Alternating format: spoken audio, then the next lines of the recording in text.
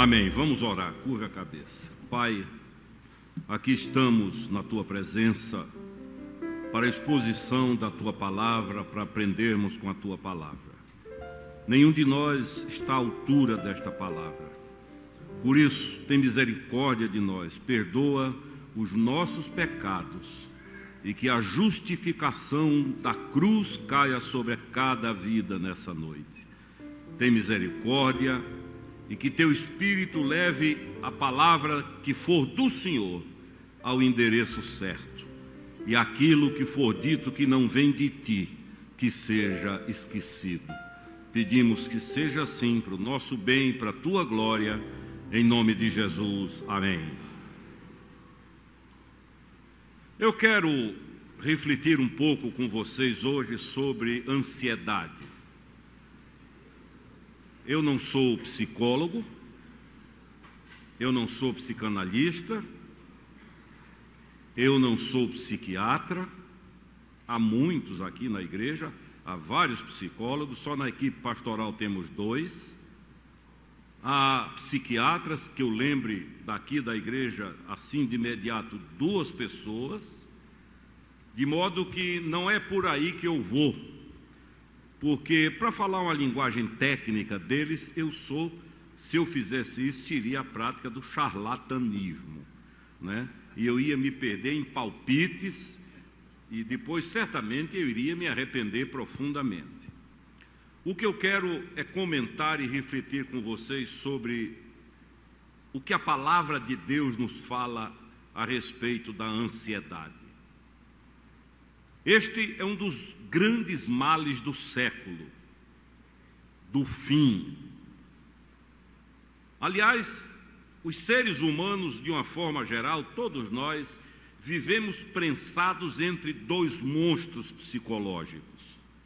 A culpa, que espreme pelo passado, pelo que foi feito, pelo que não pôde ser remediado, pelo que não foi consertado, por pensamentos, por atitudes, por práticas, por coisas que fizemos e que até hoje, de certa forma, somos esmagados pela sensação de uma culpa incurável.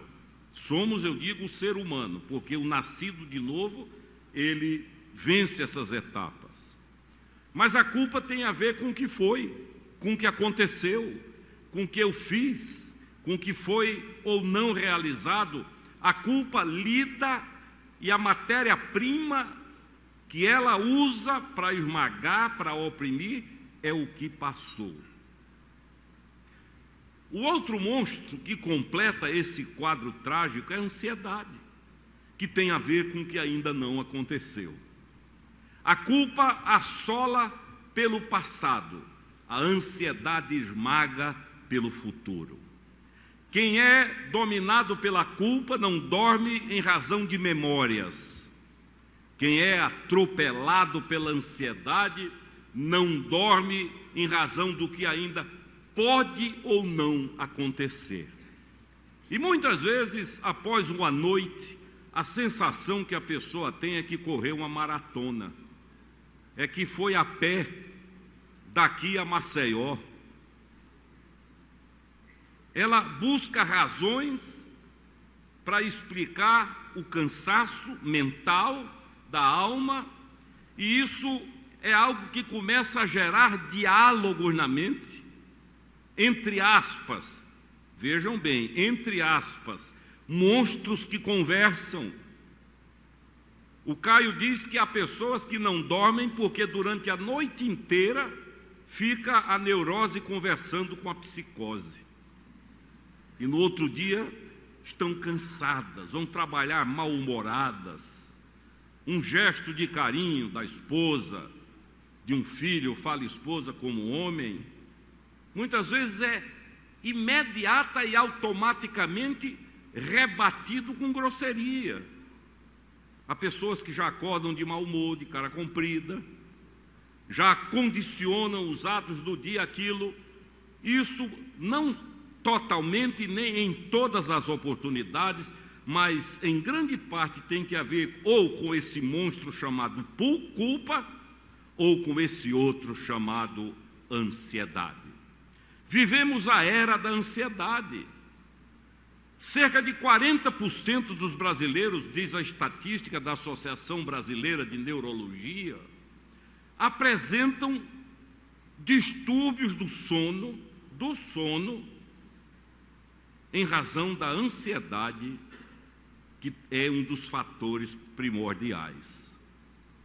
E como eu costumo dizer nos cursilhos, quando isso acontece, não adianta Ancilive, não adianta Rivotril, não adianta qualquer outro tipo de sedação, chá de camomila, chá de alface, contar carneirinho. No outro dia acorda cansado e pior do que foi dormir. Porque lá na mente está havendo uma turbulência provocada ou pela culpa não resolvida ou pela ansiedade que trata de coisas que podem ou não acontecer. Hoje vamos nos prender à ansiedade. Aurélio, no seu dicionário, define ansiedade como sensação de receio e de apreensão sem causa evidente. É uma luta contra fantasmas. É o medo, o receio ou a apreensão sem que haja uma causa real, factual, concreta, mas que existe apenas nas projeções psíquicas que começam a ser condicionadas e afetadas, no nosso caso hoje, pela ansiedade. Ela difere da preocupação em si. Há um estágio saudável de preocupação, no que diz respeito a planos, a projetos, a uma análise prévia do que vai ser feito. O nome já diz, é ocupar-se previamente. Mas quando ultrapassa esse nível de normalidade, torna-se patológico. E é interessante que a Bíblia, agora eu falo como pastor, como bispo, repito, não sou psicólogo, nem tenho nada de conhecimento a não ser informações por leituras, por amizades sobre o assunto. A Bíblia narra que geralmente, no caso da Bíblia, essas ansiedades, elas surgem por presunção de perdas de coisas que possuímos. A presunção da perda, do ponto de vista bíblico e teológico, é que gera uma ansiedade, e por isso a Bíblia faz uma diferença entre coisas importantes e coisas essenciais. Se nós pararmos para pensar, nós vamos descobrir que sofremos mais pelo que achamos importante do que pelo que é essencial. E é interessante que a Bíblia nos garante, vamos ver daqui a pouco, que Deus provê o essencial. Deus não provê o supérfluo. Deus não provê o adicional, mas o essencial Ele provê. E isso desagou, numa linguagem moderna, num consumismo desenfreado. As pessoas compram o que não precisam com dinheiro que não têm. Gastam com cartão de crédito, aí depois dizem foi o diabo. O diabo diz, eu não uso Credit Card, American Express, Visa, Mastercard. Essa mania de transferência. Há muita gente, inclusive, com relacionamentos destruídos, em razão desse consumismo desenfreado, que é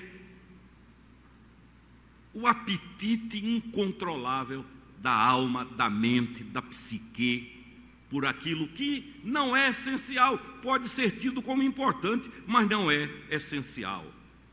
É por isso que no texto que foi lido, o Senhor Jesus, quando percebe que os que andam com Ele estão começando a ficar ansiosos em relação a estas coisas que são fundamentais, Ele cita o exemplo das aves e Ele cita o exemplo dos lírios dos campos, das flores. E o que Ele está transmitindo é: descansem, porque para Deus você não é um detalhe, nós não somos um detalhe, nós custamos o sangue do seu único filho, do seu filho unigênito. A Bíblia deixa claro que Ele jamais nos desamparará. Davi diz: fui moço e agora sou velho, mas nunca vi o justo passar necessidades, nem a sua descendência mendigar o pão. Amém? Há um cuidado. Há uma escritora chamada Elizabeth Cheney, que eu acho muito interessante. Ela diz que certa vez ela imaginou um diálogo entre algumas andorinhas e um pardal. E o pardal, no meio da conversa, levantou a seguinte pergunta para as andorinhas. Aliás, as andorinhas para o pardal. Elas disseram: você voa muito por aí também. Por que é que os homens são tão ansiosos? Por que é que fulano, que você conhece, cicrano, vivem mergulhados na ansiedade? E o pardal disse: é simples. Talvez eles não tenham o Deus que nós temos. Ou eles não creiam no Deus que nós cremos. É tão simples que num sistema que só valoriza o complicado, parece bobagem. Eu tenho um cunhado que vem de vez em quando aqui para a vigília, e foi o homem dos que eu conheci que mais orou na vida. Ele não faz questão de pregar, mas para orar é com ele. Ele sobrevoou os 52 estados norte-americanos orando pelo país.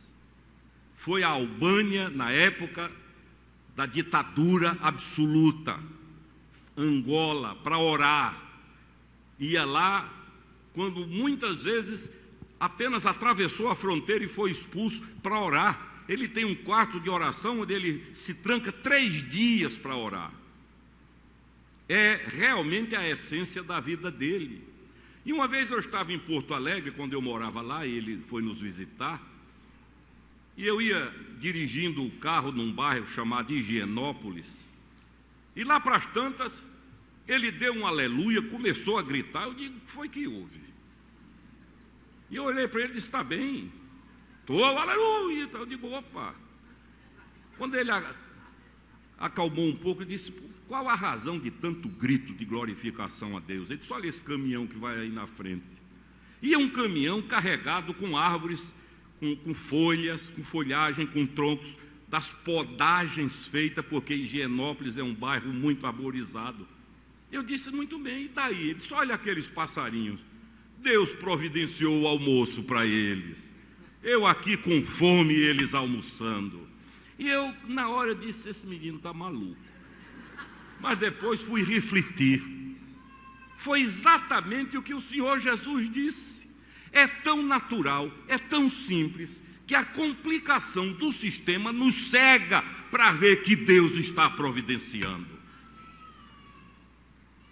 Então, queridos, a Bíblia diz no Salmo 127, versos 1 e 2, se o reverendo Tércio puder ler, ele vai ler, e também no 37 e 25, que Deus provê, e eu e você jamais seremos desamparados por Ele. Pode ler, Tércio, 127, versos 1 e 2. Se o Senhor não edificar a casa, em vão trabalham os que a edificam. Se o Senhor não guardar a cidade, em vão vigia a sentinela. E o 37 e 25. Fui moço e já agora sou velho, porém jamais vi o justo desamparado, nem a sua descendência a mendigar o pão. O primeiro passo para vencer a ansiedade daqueles que creem em Deus é saber que tudo vai acontecer no tempo certo. A Bíblia diz que Deus está lá em Eclesiastes, faz tudo formoso no seu devido tempo. Deus não chega antes nem depois. Aos nossos olhos parece atraso, mas não é. Aos nossos olhos parece precoce, mas não é. Porque a Bíblia diz: há tempo para todas as coisas debaixo do sol. E Deus, diz Salomão, faz tudo formoso no seu devido tempo. Você sabe que ansiedade é mundanismo? A igreja criou um conceito de que mundanismo é ir a tal lugar, beber isso, beber aquilo, enfim, usar tal tipo de roupa. Criou-se essa ideia de mundanismo. Do ponto de vista bíblico, o que o Senhor ensina é que nos versos 31 e 32 do texto que foi lido, quando ele diz: não vos preocupeis com o dia de amanhã, com o que haver de comer, com o que haver de vestir, e ele faz o contraponto dizendo: os gentios é que vivem assim. Essa palavra gentil, no contexto dos dias, eram os que não eram judeus. Para os judeus só há dois tipos de pessoas no mundo: eles, os judeus, e todos os outros que são gentios. Gentio significa gente. Do ponto de vista espiritual, e Jesus, como judeu, falou dentro dos conceitos de vida dele, gentio é aquele que não crê em Deus. Gentio é o incrédulo. E quando ele fala sobre a ansiedade que está posta aí na vida desses discípulos, dizendo: não vos preocupeis com o dia de amanhã, quanto o que a vez de comer ou de vestir, não façam isso, porque os gentios, isso é, os que não creem, os incrédulos, é característica de incrédulo. Quem de fato crê, descansa. Só não confunda descanso com preguiça, porque a Bíblia diz: aquele que não quer trabalhar, não coma. E o apóstolo Paulo exorta que havia muita gente indo na casa dos irmãos para comer. Na minha época de seminário, havia uma brincadeira que se dizia assim: tem os cananeus, os amorreus, os heteus, os jebuseus e os visiteus. Os visiteus são os que chegam só na hora do almoço. Vamos almoçar? Não. Então, Paulo diz: os gentios é que se preocupam com isso. Agora, olha aqui para mim, queridos. Há algumas expressões banalizadas no meio da igreja do Senhor. Uma delas é essa expressão: eu creio. Tem muita gente que não crê dizendo eu creio. É o que eu chamo de verborragia. Há um nível de crer, de conhecimento, que é o epistemológico, vem de uma palavra grega, epistemos, que é de conhecimento. Qualquer um crê. Não precisa ser convertido, não precisa ser nascido de novo. Há um nível de conhecimento espiritual que até o diabo tem. A Bíblia diz que eles conhecem a palavra de Deus, creem e tremem. Mas há um nível de conhecimento que só os nascidos de novo têm, que é crer e praticar, que é crer com o verbo encarnando. Por isso que a Bíblia nos ensina isso. Não há por que viver ansiedade, porque aquele que crê de fato descansa. Eu já disse aqui, eu estou convencido que a maior arma do inimigo é bloquear a mente para não crer. Falo de gente que anda na igreja, que não consegue crer, que busca crer, faz força. Porque a fé, diz a Bíblia, é um dom de Deus. É ela que abre os olhos. E você, como diz o doutor Davi Wilkerson, de saudosa memória, como é que eu nunca vi isso? Quando ele nasceu de novo. Como é que eu nunca vi isso na minha frente? Diante de mim. Portas abertas e eu não via. Soluções estabelecidas. Como é que até hoje eu nunca vi isso? É porque, a exemplo de Paulo, as escamas caíram pela revelação de Deus. Eu quero transmitir, porque nós vamos orar por isso hoje à noite, alguns passos práticos para se vencer a ansiedade. E isso que eu vou dizer é da Bíblia, é o que a Bíblia ensina. Primeiro, é diagnosticar a causa da ansiedade. Por que eu estou ansioso? Qual a razão da minha ansiedade? Sobre que fundamento ela está construída? Eu sou ou não sou nascido de novo? Eu preciso dizer para mim mesmo o seguinte: eu sou do Senhor e a ansiedade está repreendida em nome de Jesus. Claro que isso não anula nada do que eu estou dizendo, anula a necessidade de tratamento, de busca de terapias. Isso tudo é normal e a palavra de Deus endossa. Foi assim com Ezequias. Mas do ponto de vista da revelação da Bíblia, nós banimos a ansiedade quando nós diagnosticamos o problema e atiramos no alvo em nome de Jesus. Em segundo lugar, perceber a inutilidade da ansiedade. Me diga uma coisa, tem coisa mais inútil do que viver ansioso, preocupado, às vezes destruindo a família, brigando com a mulher, brigando com o marido, brigando com os filhos, fazendo confusão dentro de casa, por coisas você pergunta, quando foi que aconteceu? Não, talvez aconteça. Aí briga por prevenção, né?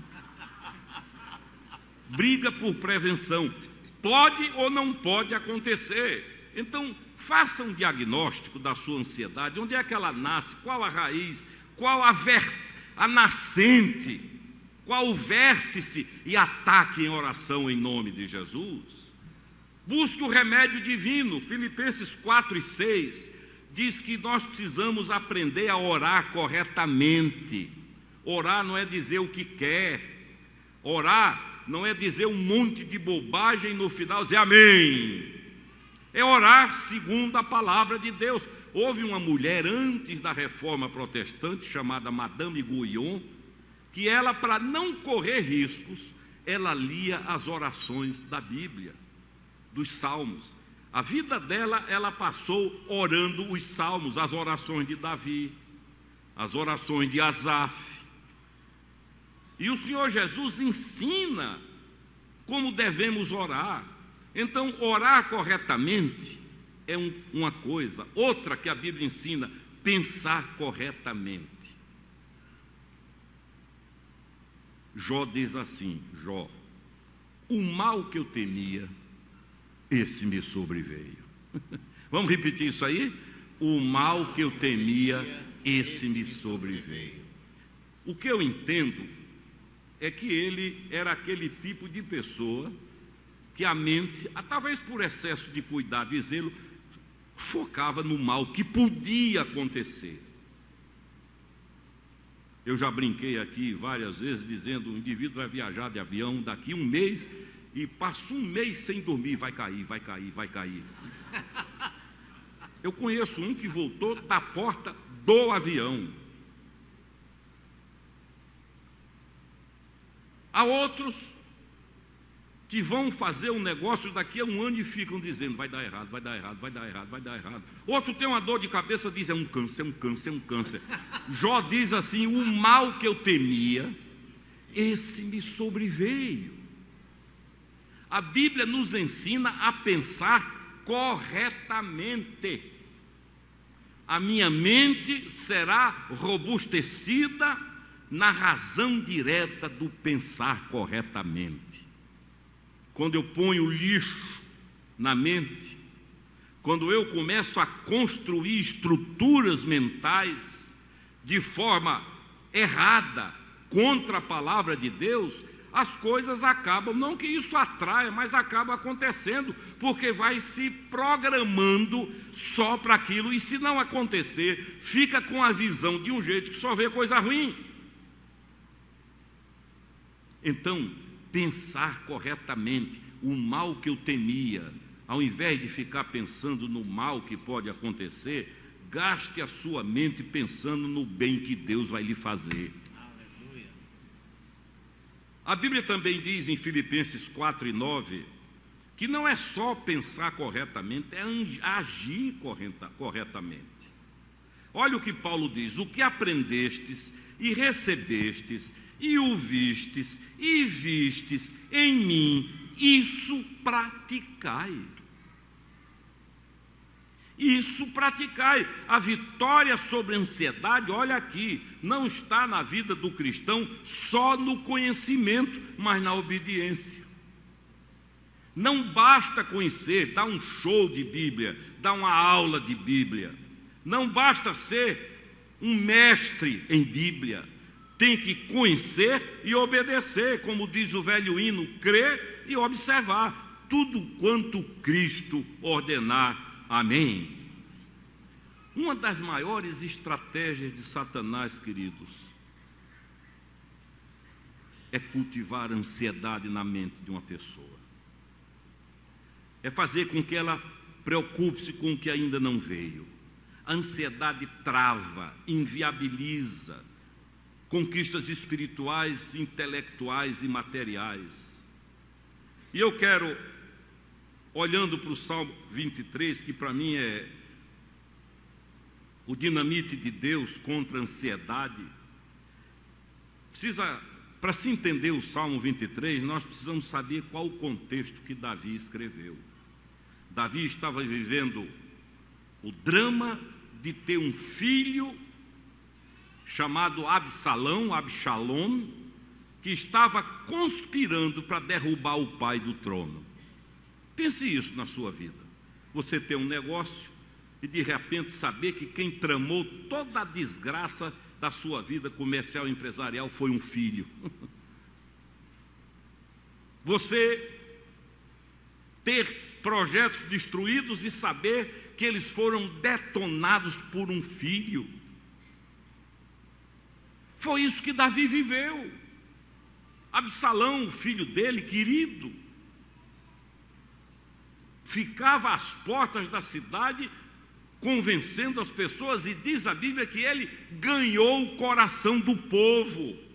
Foi nesse contexto de dor, de lágrimas, que Davi escreveu o Salmo 23, onde ele diz: o Senhor é o meu pastor e nada me faltará. Davi teve que fugir de Jerusalém, e esse salmo Deus permitiu que ele fosse escrito para duas classes, para os angustiados e para os ansiosos. É uma bomba de nitrogênio contra a ansiedade. Eu vi uma estatística que me assombrou, presta atenção. As pessoas ansiosas, isso é estatística, não é suposição, são ansiosas. A ansiedade vem, em 40% dos casos, em fatos que jamais acontecerão. Isso é estatística. 40% dos ansiosos são ansiosos, estatisticamente falando, por fatos que nunca acontecerão. 30% por acontecimentos do passado que não podem mais ser mudados. 12% tornam-se ansiosos em razão de críticas injustas e inverídicas de outras pessoas. 10% torna-se ansioso com a preocupação com a saúde, o que só faz aumentar a ansiedade. É retroalimentar. Só 8% vive ansiedade em relação a problemas reais que devem ser enfrentados. Isto é estatística, não é suposição. Temos que aprender que a ansiedade, ela é, primeiro, improdutiva. O que é que a ansiedade produz? Me diga, de bom? Nada. Segundo, é irracional, porque a lógica dela não existe, é absurda. Você sofre por uma coisa que não vai acontecer, ou sofre antes de acontecer, sofre a priori, e é nociva porque produz doenças físicas, mentais e espirituais.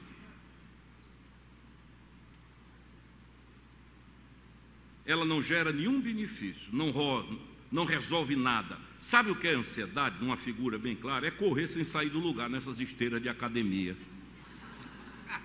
Quando eu vou para a academia terças e quintas, que o personal trainer diz: bispo, vá para a esteira, eu digo: pronto. Na minha cabeça, de leigo, eu digo: isso é uma inutilidade, porque eu corro, canso, fico suado e não saio do lugar.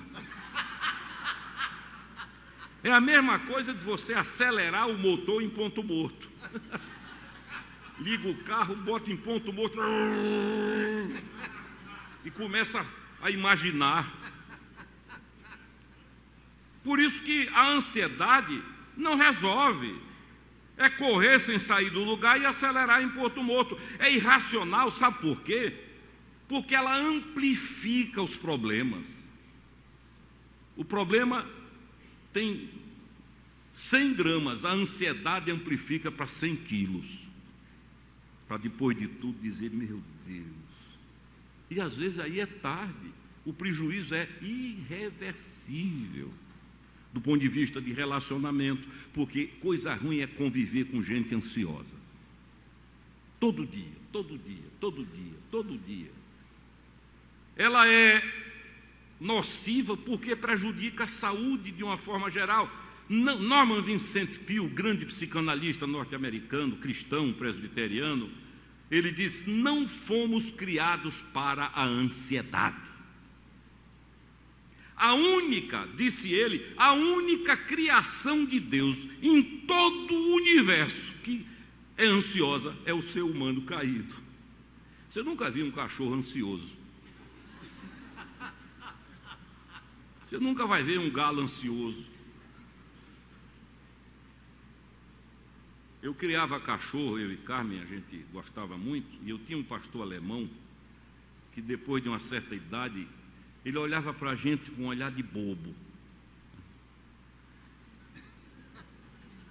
Eu dizia, mas não é possível, esse cara acorda, come, dorme, acorda, vai por aí. Eu não vejo, claro que não pode haver, mas não vê estresse, sabe por quê? Porque o ser humano caído, transgressor, é a única criação de Deus que padece de ansiedade. Na raiz da palavra, olha aqui para mim, etimologicamente falando, isso é, buscando a raiz para se ter o significado, a palavra ansiedade é a mesma raiz, tem a mesma raiz para duas palavrinhas, que é estrangular e sufocar. Duas coisas confortáveis, não é? A ansiedade estrangula, sufoca. A ansiedade traz a sensação de que você está apertado, de que você não consegue respirar. O antídoto, queridos, falando como pastor, e eu disse que ia falar só sobre Bíblia, claro, é dizer nessa noite, mas crer, o Senhor é o meu pastor, e nada me faltará, nada.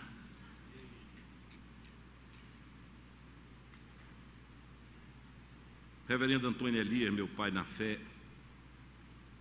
um dia, Dona Maria José, a esposa, chamou e disse a ele: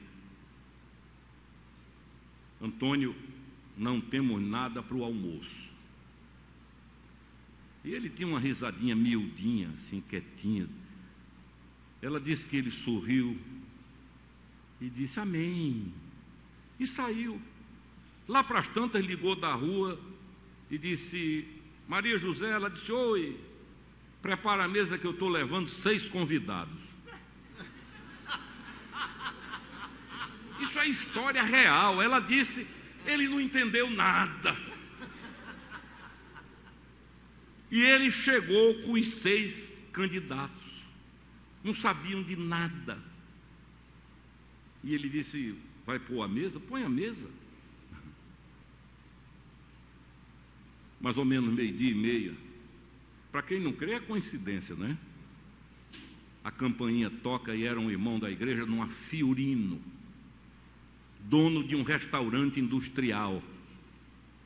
Disse, pastor, me desculpe, eu estava até com vergonha, mas perdi o acanhamento. Hoje a produção foi exagerada, foi além do que precisava, e eu resolvi trazer um almoço para o senhor. E ele disse, foi o dia que eu melhor comi naquele ano. Para o incrédulo é uma coincidência. Para quem crê, o Senhor é o meu pastor e nada me faltará. Chega na hora certa, do jeito que Deus quer. Amém, queridos? A primeira palavra, indo já para a conclusão, a primeira palavra do Salmo 23 é um nome, Iavé, traduzido como Jeová. Mas Iavé é um tetragrama. E essa expressão hebraica, Iavé, é traduzida por eu sou. Iavé significa eu sou. E é por isso que o Salmo 23 é Deus dizendo a Davi, no meio da luta, do desespero, da angústia: eu sou. Yahvé Shalom, eu sou a paz, a verdadeira paz. Yahvé Tzidkenu, eu sou a justiça. Deixe fazer injustiça, creia que a palavra final é minha: eu sou a justiça. Yahvé Jiré, o Senhor proverá. Calma. Isso não significa imobilidade ou passividade, mas descanso na certeza de um Deus que faz. Está se sentindo só? Eu sou Yahvé Shammah, que significa o Deus que sempre está por perto. E quando Davi disse: ainda que eu atravesse o vale da sombra da morte, ele estava atravessando o vale de Beca, na Síria hoje, que era conhecido como o vale da sombra da morte. Então, para um cristão que não é apenas um mero religioso, o caminho para vencer a ansiedade, primeiro, é reconhecer na sua vida esse Yahvé: eu sou a paz, eu sou o alimento, eu sou o cuidado, eu sou o que está perto. Segundo, entregar toda a vida. Há o velho hino que diz: tudo, ó Cristo, a ti entrego. Foi escrito por um judeu convertido ao cristianismo aqui em Pernambuco, Salomão Ginsburg. Uma história linda. Tudo eu entrego. Quem tudo entrega, recebe muito mais de volta. Terceiro, viver um dia por dia. Porque a miséria da culpa é que ela me prende lá atrás. Eu sofro pelo que não tem mais jeito. A miséria da ansiedade é que eu começo a sofrer pelo que pode vir. Talvez venha, talvez não venha. E perco o dia da vida, porque a vida não foi ontem nem vai ser amanhã. A vida é hoje.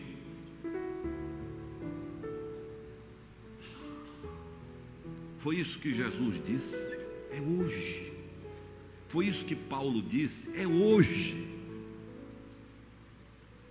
Por isso que ele ensina na oração do Pai Nosso: dá-nos o pão nosso de cada dia. E o próprio Senhor disse: basta a cada dia o seu próprio mal.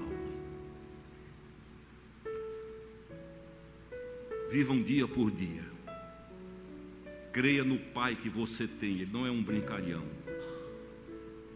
Olhe para trás, para milênios de história, e procure um que nele confiou e foi desapontado.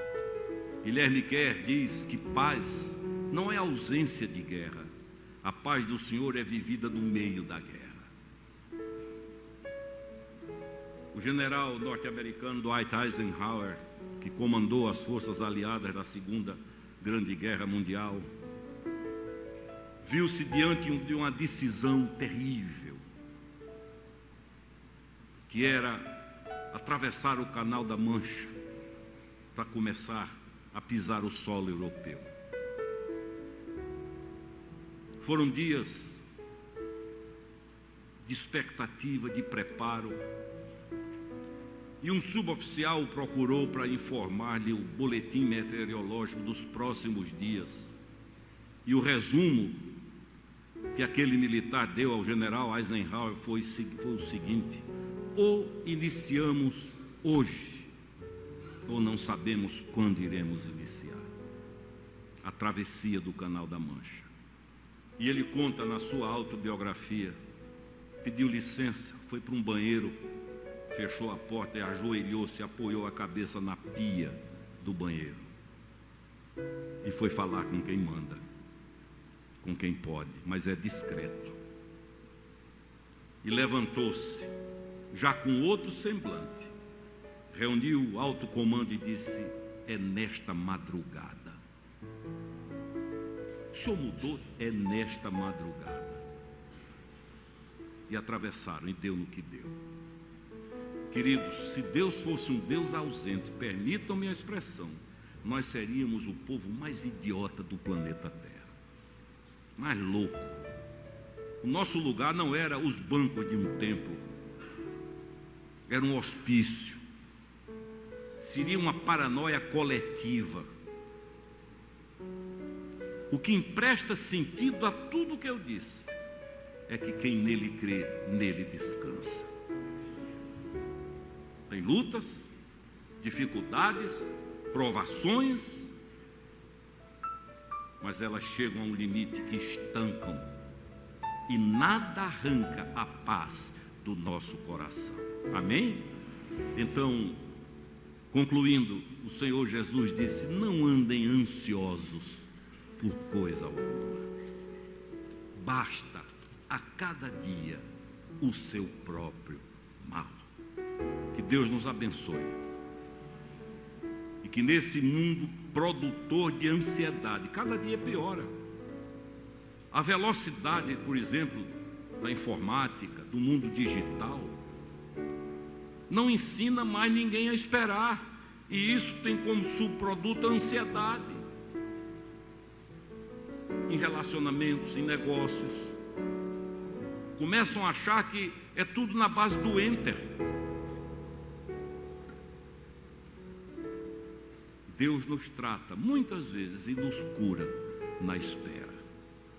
É esperando. O salmista diz: esperei com paciência no Senhor. Ele se inclinou para mim e estendeu-me a sua mão. Amém, querido? Que seja banida da nossa vida a ansiedade. E que a expressão a paz do Senhor não seja só retórica, mas seja verdade em nossa vida. Crendo que caiam 1000 à direita e 10.000 à esquerda, nós não seremos atingidos. Que praga nenhuma chegará à nossa tenda, porque aquele que te guarda não pestaneja, não tosqueneja, isso é, não cochila o guarda de Israel. Que Deus nos abençoe. Amém.